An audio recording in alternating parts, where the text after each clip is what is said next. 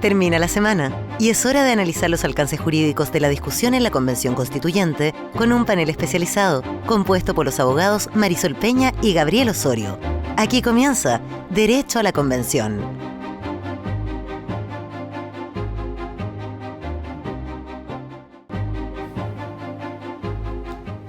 ¿Cómo están? Bienvenidos a un nuevo capítulo de Derecho a la Convención, un programa que se especializa en analizar los alcances jurídicos y legales de la Convención Constitucional todos los días viernes a las 5 de la tarde por la señal 2 de streaming de Pauta en pauta.cl y todos los domingos además a las 10 de la mañana en todas las frecuencias de Radio Pauta en Santiago, Valparaíso, Viña del Mar, Antofagasta y Temuco. Como es habitual, siempre todos los viernes y todos los domingos estamos con nuestros dos panelistas invitados, la abogada Marisol Peña, profesora del Centro de Justicia Constitucional de la Universidad del Desarrollo, y el abogado Gabriel Osorio, profesor de Derecho Administrativo y Electoral de las universidades Andrés Bello y Central. Marisol y Gabriel, como siempre, muy bienvenidos y encantados de saludarlos. Hola, buenas tardes a todas y todos. ¿Qué tal? Había en el capítulo anterior, el de la semana pasada, quedó algo de tarea para la casa. Lo comentábamos ayer en la planificación, viendo los temas que íbamos a tratar en este programa. Y era una tarea que dejó Eduardo Olivares, que también conduce alternadamente conmigo este espacio, respecto de si tuvieran que escoger ustedes, que son especialistas en este tema, que han seguido y siguen permanentemente el debate de la Convención y ciertamente los temas constitucionales, si tuvieran que escoger un solo atributo presidencial para eliminar de la futura Constitución. Se ha discutido bastante el tema de si esto va a pasar a ser un sistema, como es el actual, un sistema presidencialista, donde el presidente tiene unas atribuciones bastante importantes, a un sistema de un presidencialismo más atenuado o eventualmente, ¿no es cierto?, un semipresidencialismo. Si hubiera que dejar atrás, dejar de lado alguna de las características, uno de los atributos presidenciales, ¿cuál dejarían? Marisol, parto por usted. A ver si... Buenas tardes a todos nuevamente. Yo hice la tarea, pero me voy a portar mal porque pensé en dos materias. Perfecto, que yo dejaría atrás de la enumeración de atribuciones especiales del presidente de la República contenida actualmente en el artículo 32 de la Constitución. Decir primero a nuestros auditores que el presidente genéricamente en Chile ha tenido las atribuciones de gobernar y administrar el Estado. Y esas atribuciones se bajan, se concretan, se especifican en una serie de atribuciones determinadas, ¿verdad? Y entre esas yo en primer lugar creo que habría que simplemente ponerle una lápida porque no ha funcionado a la denominada potestad reglamentaria autónoma del presidente de la República, recogida hoy día en el numeral sexto del artículo 32, y que significa en términos muy simples que cuando sea necesario regular una materia de carácter general y no esté confiada expresamente a la ley, debe ser regulada entonces por una norma proveniente del presidente, concretamente por un reglamento. Esto no ha funcionado para nada porque el listado taxativo de materias de ley que contempló la Carta del 80 originalmente terminó abriéndose en el numeral 20 del artículo 63 actual, estableciendo que en materia de ley toda otra norma esencial y obligatoria que estatuya las bases esenciales de un ordenamiento jurídico. Por lo tanto, es muy difícil que si algo no cabe en la enumeración de los 19 primeros numerales del artículo 63, igualmente no termine siendo materia de ley en virtud de esta norma amplia del numeral 20. Y si el presidente fuerza la interpretación intentando dictar un reglamento autónomo, lo más probable, como ha ocurrido, es que el asunto termine en el Tribunal Constitucional. Por lo tanto, yo creo que este es un engendro que además no tiene tradición, ¿verdad?, en el ordenamiento constitucional chileno, a diferencia de la potestad reglamentaria clásica de ejecución, y la eliminaría. Y digo que rápidamente mi segunda inclinación es eliminar, para fortalecer el proceso de centralización política del país, la figura de los delegados presidenciales regionales y provinciales, que hoy son nombrados y removidos a voluntad por el presidente de la República, y que nadie entiende, creo, cómo engarzan verdaderamente sus atribuciones con los gobernadores regionales. Y ahí me callo, Cristian. Esta duplicidad que se formó y que tiene poca data, porque efectivamente viene, ¿no es cierto?, de elección de gobernadores regionales que ocurrió hace pocos meses y que obviamente han tenido que tener esa duplicidad de funciones que hasta ahora se ha subsanado desde el punto de vista, mira, quién se preocupa de la seguridad, quién se preocupa de cierta planificación, cierto ordenamiento, pero que efectivamente hay una duplicidad, al menos de institucionalidad, al menos de cargo, que lo hace bastante poco seguible por parte de la ciudadanía, y lo digo con responsabilidad, muy poco seguible también por los medios de comunicación. Gabriel, si tuvieras que escoger un solo atributo presidencial, un poco para promover, para empezar esta conversación en este programa, ¿cuál tú dejarías atrás de las características de los atributos presidenciales que están actualmente en la Constitución vigente? A ver, la Constitución en el artículo 32 establece en el numeral 1 la facultad del presidente de la República de concurrir a la formación de las leyes con arreglo a la Constitución. Y el proceso de formación de la ley se encuentra en el artículo 62, me parece, y siguientes de la Constitución, y en ella se establece el instituto de la iniciativa exclusiva de ley. Es decir, que hay algunos temas que solamente pueden ser iniciada su discusión en el Congreso Nacional previo mensaje, es decir, previo proyecto de ley que haya sido presentado exclusivamente por el presidente de la República. Yo en realidad eliminaría casi en su totalidad la iniciativa exclusiva de ley, solamente dejando aquella a que se refiere cuando los proyectos de ley causan gasto público directo, ¿ya? Toda otra materia la dejaría directamente a la posibilidad de que también los miembros del Parlamento pudiesen presentar proyectos de ley. Y lo explico así, porque es poco el espacio que hoy día tiene el Parlamento para poder tener su propia iniciativas de leyes, es que terminamos con leyes, llamémoslo, no misceláneas, sino más bien podríamos, como un índice onomástico, ¿no? El día del bombero, el día del sastre, o entre otras cosas, o lisa y llanamente el Congreso ha terminado legislando vía reformas constitucionales, como por ejemplo los retiros, ¿no es cierto?, de las administradoras de fondo de pensión. Entonces, esta tensión que existe, yo la eliminaría facultando al Congreso para poder legislar, salvo en aquellos casos en que se establezca, en que haya gasto público, y del mismo modo, y esto está directamente relacionado con lo anterior, yo establecería que las urgencias, es decir, las prioridades legislativas, fueran de común acuerdo entre el Poder Ejecutivo y el Legislativo. Perfecto. Gasto directo se entiende, ¿no es cierto?, por gasto que tenga que venir del erario público, para entenderlo bien, ¿no es cierto? Así es. Es la iniciativa exclusiva que actualmente rige en eso, que es una dimensión que varios especialistas del lado económico han tratado, insisto, no se les ocurra, de preservar por precisamente el gasto que implica, o tengo una palabra exacta que no me acuerdo ahora, de que se irroga gasto, ya me acordé del verbo, de irrogar gasto, como se dice técnicamente en este caso. Estamos en Derecho a la Convención, el programa de Pauta que se transmite todos los días viernes a las 5 de la tarde por Pauta, por pauta.cl, por nuestro streaming en la señal 2, y todos los días domingo a las 10 de la mañana por las señales de Radio Pauta en Santiago, Viña del Mar, Valparaíso, Antofagasta y Temuco, conversando como todos los viernes, como todos los domingos también, con los abogados, la abogada Marisol Peña y el abogado Gabriel Osorio, de los temas de la Convención Constitucional desde la perspectiva legal y jurídica. Y vamos ahora al plato fuerte, de algún modo, lo que es este programa, que tiene que ver con el inicio de la discusión de comisiones.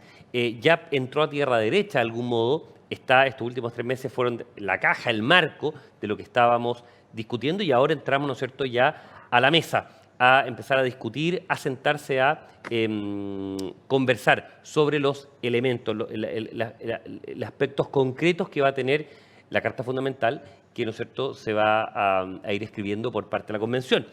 Y en estas comisiones que se fueron formando, hay 2 que son bastante importantes y queríamos centrar la atención en ellas. Las otras también son muy relevantes, pero queríamos partir por esta en este programa.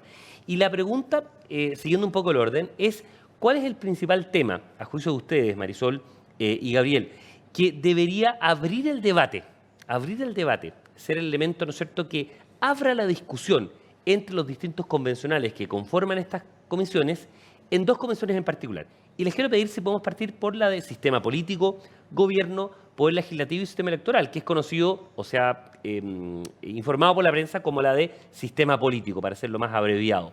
¿Cuál sería el principal tema que debería abrir el debate en esta comisión de sistema político, a juicio de usted, Marisol? Yo tengo, en primer lugar, una cierta emoción que tengo que ponerla aquí sobre la mesa, porque el hecho que ya no estemos comentando simplemente los reglamentos preparatorios para que la convención funcione, sino que entremos a comentar temas de fondo, no sé si le pasa a Gabriel, pero a mí Totalmente. me produce un entusiasmo muy particular. Pero yendo directamente a la pregunta, Cristian, yo tengo la duda. No soy capaz de contestar desde mi propia preferencia, porque yo creo que se va a producir cierta tensión en la Comisión de Sistema Político acerca de si colocar en primer lugar de la agenda la forma de Estado. Y fundamentalmente estoy pensando en el modelo de Estado plurinacional, Claro. que ya se ha anticipado como una de las temáticas de la Comisión de Régimen Político, pero además figura entre los principios generales que han de informar el reglamento general y por ende todo el funcionamiento de la Convención Constitucional. Entonces, yo creo que por un lado, desde el mundo de los pueblos originarios, va a haber una presión importante y por lo más muy legítima, por comenzar por el modelo de la forma de Estado que de alguna manera tiende a recoger la sociedad diversa, plural, que hoy ha pasado a ser Chile. Pero creo que al mismo tiempo va a haber otro grupo de convencionales que son aquellos más ligados probablemente al mundo de la especialidad del derecho político y constitucional. Estoy pensando en el propio vicepresidente Jaime Baza, Claro. donde la inclinación natural va a ser precisamente por empezar a conversar sobre el tipo de régimen político que Chile debiera adoptar. Si se inclina por un presidencialismo, aunque de carácter moderado respecto a lo que tiene actualmente la Carta del 80, si se inclina por un semipresidencialismo, derechamente por un gobierno parlamentario, y como lo hemos dicho antes aquí, en derecho a la convención, eso supone tener que revisar a la par o paralelamente o coetáneamente el tema del régimen electoral, porque no se puede conversar sobre el tipo de sistema político a la luz de la separación de poderes si no se tiene muy en cuenta la incidencia del tipo de sistema electoral que lo vaya a acompañar. Y es Marisol, perdón, déjeme cruzarme, también el tema de si es unicameral o bicameral, por ejemplo, el Poder Legislativo, también entraría en esa discusión en paralelo para hacer canales o autopistas que van a ir circulando, ¿no es cierto?, en paralelo en esta discusión. Por supuesto, porque en el fondo la definición del régimen político, lo que entendemos por régimen político, parte fundamentalmente por la relación entre el ejecutivo o el titular de la función ejecutiva y el titular de la función legislativa. Por lo tanto, lo primero que habría que definir en términos simples, si lo pusiéramos de esta manera, es quiénes son los actores que se van a sentar a conversar para darle gobernabilidad al país. Perfecto. Gabriel, su visión respecto de esto, ¿hay algún tema que se podría priorizar, a juicio de usted, o va a tener que haber esa concordancia, digamos, entre distintos elementos, una velocidad controlada y pareja para distintos temas, ¿no es cierto?, del avance de la discusión? Sí, mira, Cristian, yo creo que más que un tema prioritario es el orden de las preguntas Ya, que debe perfecto. realizarse la Convención Constitucional. ¿Ya? Porque evidentemente elegir un sistema, una forma de gobierno, un régimen político, no es como ir a un restaurante, ¿no es cierto?, y elegir si es que te gusta más la cazuela o el charquicán, ¿ya? Sino que en realidad dice relación fundamentalmente con determinar qué es lo que somos, ¿ya? Como sistema político actual, cuáles son los problemas. Yo creo que previamente hay que hacer un diagnóstico, Cristian, sobre los problemas que ha tenido el presidencialismo tal como ha sido configurado por la Constitución de 1980. ¿Ya? Y una vez hecho ese diagnóstico, determinar qué sistema de partidos políticos queremos tener para que una vez tomada la decisión sobre el sistema de partidos, configuremos a partir de ahí el sistema, ¿no es cierto?, o forma de gobierno o régimen político que queremos tener. Porque hay algunas cosas que a mí, Cristian, me hacen ruido. Por ejemplo, yo escuché a muchos la necesidad de descentralizar, pero al mismo tiempo tener un régimen parlamentario. Y un régimen parlamentario, en realidad, más bien es de acumulación de poder, donde se desdibuja un poco, ¿no es cierto?, el poder ejecutivo con el poder legislativo. Entonces, es por eso que es necesario, Cristian, que se formulen estas preguntas, determinemos qué sistema de partidos políticos queremos tener y desde ahí comenzar a construir la nueva institucionalidad de Gabriel, Chile perdón. sobre la base de un diagnóstico certero. Gabriel, ¿y por qué es tan importante el sistema de partidos como un primer piso, como una suerte de radier, ¿no es cierto?, de base para ir construyendo la futura institucionalidad? Mire, porque en primer lugar, y aunque a la gente no le guste muchas veces porque están muy desprestigiados, los partidos políticos son la base, ¿no es cierto?, de la construcción de la democracia, ya como organización que es capaz de tomar diversos intereses particulares para, a través de una determinada ideología, tratar de influir, ¿no es cierto?, en la conducción del gobierno y llevar a cabo, ¿no es cierto?, un proyecto. Dicho esto, Cristian, el problema es que nuestro sistema de partidos políticos hoy día está en el suelo, y está en el suelo por la práctica política, pero al mismo tiempo por una regulación que no se condice con el sistema político que tenemos hoy. ¿Ya? El sistema proporcional no busca la generación de mayorías, sino más bien la representación, ¿no es cierto?, específica de las distintas fuerzas políticas, pero el sistema presidencialista chileno funciona con una mayoría en el Congreso. Y si observamos que desde el momento en que comienza no a fragmentarse, sino más bien a salir de sus entrañas la verdadera cultura política chilena, que es multipartidista, evidentemente, y con la deslegitimación de la figura del presidente de la República, evidentemente tenemos que comenzar a pensar otro sistema político, un sistema político que permita, por un lado, la efectiva, en mi opinión, democracia interna de los partidos políticos, el efectivo control de los partidos políticos por parte de órganos externos, ya sea Servicio Electoral o Tribunal Calificador de Elecciones, y además que permita la disciplina política. Mire, yo le voy a decir, por ejemplo, cuando yo escucho a diputados, a senadores decir, mire, esto requiere libertad de acción para saber a quién apoyo, realmente usted lo dice esto en Europa y se van a reír. Van a decir, ¿cómo una persona, un partido político va a pensar en tener, comillas, libertad para apoyar a un determinado candidato presidencial si precisamente un partido político lo que hace es ordenar las voluntades? ¿Ya? Entonces van a pensar que estamos en Marte. Entonces, realmente uno de los grandes problemas que ha tenido nuestro sistema político, Cristiano, dice relación, por un lado, con la incapacidad de poder ordenar esas voluntades y al mismo tiempo una desregulación o una vía del sistema de partidos políticos que al día de hoy no ha generado la suficiente fortaleza institucional como para poder salir de la crisis en la cual nos estamos encontrando. Entonces, determinando el sistema de partidos es un desafío enorme para la Convención Constitucional. Y un desafío muy interesante además por el momento histórico, porque efectivamente hay una deslegitimación probablemente de manera muy injusta de los partidos políticos como entidades, como institucionalidad, digo, a través de la cual se canaliza la participación ciudadana, pero por otro lado hay una herencia. Ocurría, por ejemplo, el régimen militar. Yo siempre me acuerdo de los señores políticos, ¿no? O sea, una disociación completa de gente prácticamente inútil, ¿no es cierto?, establecida en el régimen en los 80 por Pinochet, y después, ¿no es cierto?, se empieza a encauzar en los 90, en los 2000, hasta llegar a la situación actual. Marisol, me parece muy interesante lo que dice Gabriel, la conformación, la densidad, el darle densitud un poco a la formación de un sistema de partidos políticos con todas las características que plantea Gabriel. Es un elemento fundamental, muy importante a su juicio, para empezar a partir de ahí la discusión del sistema político en Chile.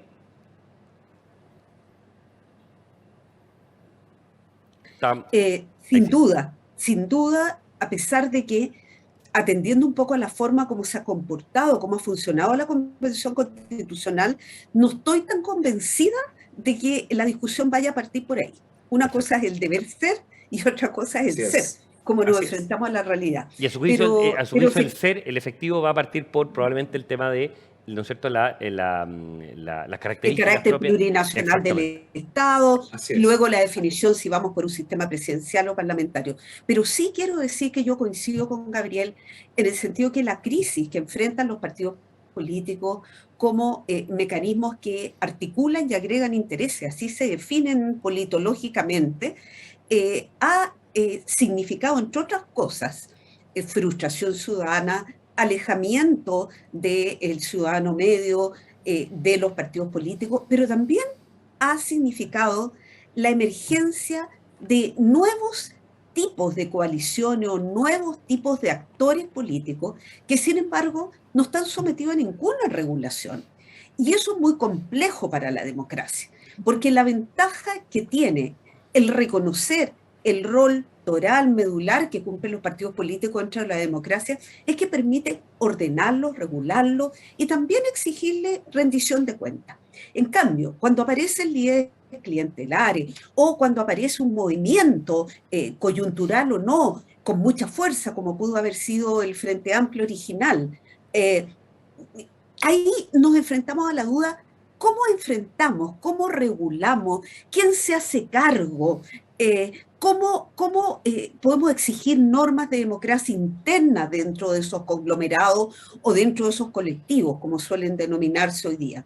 Por lo tanto, yo creo que si tuviera que resumir lo que estamos conversando en una frase, es evidente que uno de los principales desafíos de la Convención es ordenar el sistema de partidos políticos. Y es tan importante como que en la medida que ordenemos el sistema de partidos políticos, clarificando, entre otras cosas, el rol de los independientes, vamos a poder determinar cómo van a jugar los partidos políticos en la formación de coaliciones de gobierno el día de mañana, para que no se produzca esta especie de bloqueo permanente de una oposición respecto al gobierno y viceversa. Por lo tanto, coincido en que es un tema más que urgente, pero no lo veo muy prioritario hoy día en las preocupaciones de los convencionales. Y con una complejidad adicional que tiene que ver con el sistema, ¿no es cierto?, proporcional. Porque probablemente antes, Sí, ¿no es cierto?, tenía... Gabriel, por favor. Una cosa, creo que el ejemplo peruano es fundamental mirarlo a la luz de lo que está ocurriendo hoy con el presidente Castillo. ¿Por qué? Porque en Perú se optó por un sistema semipresidencial, con la existencia de un premier, ¿no es cierto?, con acuerdo del Congreso, pero con un sistema de partidos que estalló por los aires. Exacto. Hace muchos años. Exacto. Y ya hay censura, e incluso si uno ve, yo generalmente me gusta escuchar muchos programas políticos de otros países, yo soy medio ñoño para esas cosas. Estaba escuchando uno del diario La República en Perú y decían que estaban preparando ya la vacancia de Castillo como presidente. Entonces, por eso miremos los ejemplos, pero miremos los ejemplos de nuestros vecinos, pero miremoslos críticamente también sobre lo que no hay que hacer. Porque hay combinaciones que parecieran ser más peligrosas o más o menos idóneas, ¿no es cierto?, de acuerdo a probablemente un presidencialismo, un semipresidencialismo, un presidencialismo atenuado, son modelos muy, muy válidos cada uno, pero con un acompañamiento adecuado, con un maridaje, por decir de una manera adecuada en cada una de estas características. Cristian, si me Marisol, permites, por favor. otro elemento que yo creo que este tema se me ocurre que está despertando interés en nuestros auditores, siempre tenemos que pensarlo así. Hay que considerar también el rol que suelen jugar en los sistemas de partidos y en los sistemas electorales lo que se denomina en el derecho comparado a los partidos bisagra. Uno podría imaginarse, por ejemplo, que el partido de Parisi hoy día, verdad que aunque uno estime que no es mucha gente... No, uno de los partidos más mayoritarios, sino el más mayoritario en Chile actualmente. Bueno, pero alguien podría pensar que, en definitiva, podría no tener mayor incidencia, pero partidos de esa naturaleza, partidos pequeños, o el caso del Partido del Sur, ya, pensemos en un partido súper pequeño que se ha disuelto y vuelto a rearmar sistemáticamente sobre la base del umbral que tienen los partidos del 5% Exacto. de apoyo electoral en cada elección. Bueno, esos partidos bisagras son esenciales, porque resulta que a la hora de formarse las coaliciones de gobierno pueden inclinar la balanza. No, el caso alemán o el caso nórdico, los casos nórdicos son precisamente, o el ejemplares. caso italiano, o sea, mirar también las democracias europeas que nos dan muchas lecciones respecto de este tema. Estamos en Derecho a la Convención, que es un programa de pauta para hablar de los temas legales que se discuten en la Convención Constitucional actualmente en curso en Chile, todos los días viernes a las 5 de la tarde por la señal 2, que usted puede ver en pauta.cl, y también los días domingos, la repetición a las 10 de la mañana, probablemente nos está escuchando, en todas las señales de pauta en Santiago, en Valparaíso, en Viña del Mar, Temuco y Antofagasta. Una segunda comisión de un aspecto muy importante tiene que ver con derechos fundamentales, parte de la ebullición que se generó en octubre y posterior tiene que ver con mayores demandas de derechos sociales por parte de la ciudadanía y, por lo tanto, una comisión que aborde esta temática en particular es muy interesante. Derechos fundamentales, Marisol, parto por usted. ¿Cuáles deberían ser, a su juicio, las primeras luces, los primeros trazados que se bosquejen, que se croqueen en esta hoja en blanco, ¿no es cierto?, como se ha planteado en materia constitucional? Bueno, yo podría decir que si me preguntan mi propia preferencia personal, a mí me encantaría que se empezara a escribir sobre el derecho a la vida, que es el derecho fundante de todos los demás, con todas las connotaciones que ello supone hoy día. Pero temo que mi personal preferencia tampoco está en sintonía con lo que uno capta, son las inquietudes que emanan, según vemos a través de los medios de comunicación y de los discursos de los convencionales, de, el interior de este cuerpo representativo. Y este deber ser ¿Qué? respecto del ser, ¿cuál cree usted que va a ser efectivamente lo que va a primar? A eso iba. Yo creo que si tomo los contenidos nuevamente que están definidos en el Reglamento General como parte de aquello que debe abordar la Comisión de Derechos Fundamentales, está en segundo lugar de esos contenidos el derecho a la verdad, a la justicia, a la reparación integral de las víctimas, sus familiares, la sociedad en su conjunto. Si uno considera que uno de los primeros actos de la Convención Constitucional después de instalada fue emitir esta declaración respecto de las víctimas del estallido social y de las violaciones de los derechos humanos que se habían producido en torno a ello. Y si además observa el debate que se produjo, por ejemplo, en la Comisión de Ética, cuando se discutía el reglamento sobre qué tipo de violaciones a los derechos humanos debíamos considerar como punto de partida para escribir la nueva Constitución, me dio la impresión que ahí hay miradas radicalmente opuestas, pero que para muchos convencionales constituyentes, yo diría que para la mayoría, esto es un tema central. En otras palabras, que no podría empezar a escribirse sobre libertad de expresión, sobre el mismo derecho a la vida, sobre el derecho a vivir en un medio ambiente no Libre de contaminado. contaminación. Exactamente, si previamente no se hace un avance constitucional, una bajada desde el punto de vista de un tema que me parece que divide profundamente a Chile hasta el día de hoy, que es el tema del llamado derecho a la verdad histórica. Gabriel Osorio, derechos fundamentales, ¿por dónde va a empezar a escribirse o por dónde debería comenzar a escribirse este aspecto central del debate?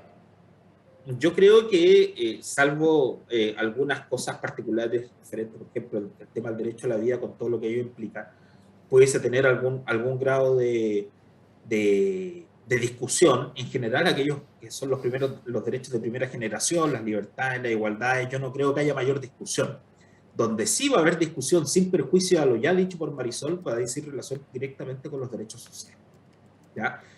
Y sobre el rol que va a tener el Estado y el rol que van a tener los particulares en la provisión del derecho a la educación, el derecho a la salud, ¿no es cierto?, la consagración del derecho a la vivienda, la seguridad social, el derecho al trabajo, los derechos colectivos del trabajo, y en realidad ese tipo de derechos, ¿no es cierto?, los derechos económicos, sociales y culturales van a ser aquellos derechos donde también va a haber una primera discusión, sin perjuicio también.